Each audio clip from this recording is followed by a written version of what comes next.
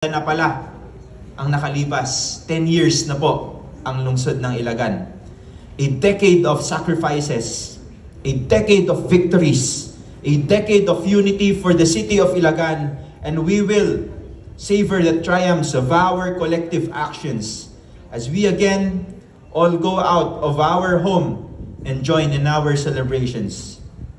I wanted to see you all in the city of Ilagan Promenade with our Bancheto.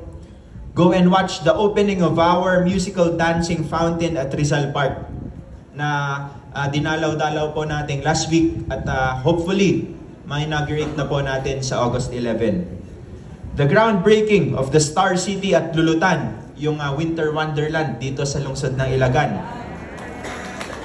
Groundbreaking of our MRI building na dun po gaganapin sa City of Ilagan Medical Center, and a lot more to spice up our celebrations. Gusto ko rin pong i-update na habang nasa Kamaynilaan po ang ating punong lungsod, habang nakikipag-meeting po sa League of Cities, ay gumawa po ako ng inisyatibo na ako na po yung makipag-meeting sa ating department heads, particularly sa Tourism Department at ibang mga stakeholders para po malagyan natin ng mga programs yung ating Bancheto sa may Ilagan Promenade.